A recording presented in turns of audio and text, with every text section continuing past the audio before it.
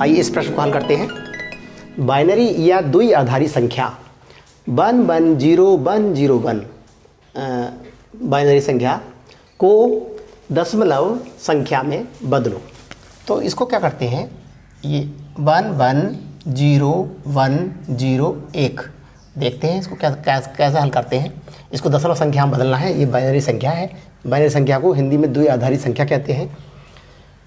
तो क्या करते हैं, जो संख्या पहली वाली होती है 1, उसको लिख लेते हैं, फिर गुणा करके 2 की पावर, चूँकि 2 में बदलना है तो 2 की पावर 1 2 3 4 5, इसको 1 को छोड़ देते हैं जो हमने ले लिया है, 2 की पावर 5 प्लस अगली संख्या लेंगे 1 इंटू जो बच गया 1 2 3 4, 2 की पावर वो उसमें चला जाएगा, प्लस अगला लेंगे 0 इंटू 2 की पावर 1 2 3 बचा है तो ये 3 आ जाएगा, प्लस 0 इंटू 1 बचा है यहाँ, 1 इंटू 2 की पावर 1 और 2 ये 2 हो गए, प्लस अब ये 0 आएगा, 0 इंटू 2 की पावर ये 1 बच गया तो 1 आ जाएगा, प्लस 1 इंटू 2 की पावर 0, कुछ नहीं बचा इधर राइट हैंड तो हम कुछ नहीं लिखेंगे।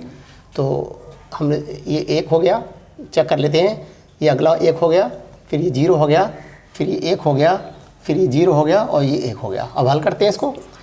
1 इंटू 2 की पावर 5 को लिख लेते हैं, 2 गुणा 2 गुणा 2 गुणा 2 और गुणा 2, इसको 5 बार गुणा लिख लेते हैं, प्लस 1 इंटू 2 की पावर 4 है तो 4 बार गुणा लिख लेंगे।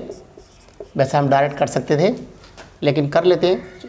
अब चूँकि इसको ये 0 है तो इसकी हम कितनी बार गुणा करें फिर 0 हो जाएगा, तो इसमें लिखने की ज़रूरत नहीं है।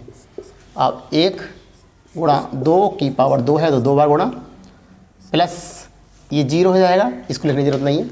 इसको लिखते हैं 1, इसको 0 मेंशन कर देते हैं, कोई बात नहीं।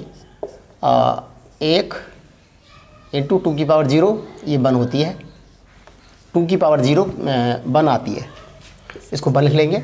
अब इसको हल करते हैं, 2 दूनी 4 दूनी 8 दूनी 16 दूनी 32, 32 गुणा 1 32 हो गया, 2 दूनी 4 दूनी 8 दूनी 16, 16 गुणा 1 ये इसको हल करा हमने 32 आया, इसको हल करा 16 गुणा 1 16 हो गया, प्लस इसको 0 हल करा 0 रहेगा, कोई बात नहीं हम ना लिखेंगे।